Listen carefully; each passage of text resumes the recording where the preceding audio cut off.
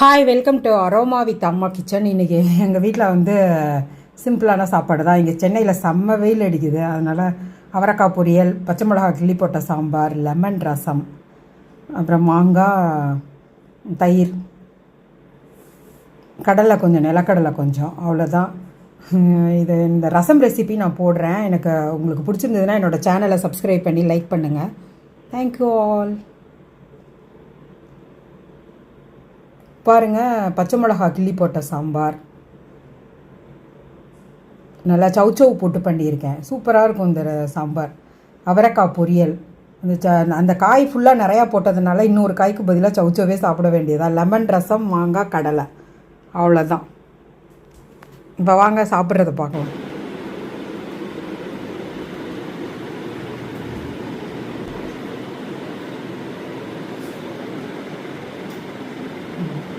சாம்பார், அவரைக்காய் பொரியல்.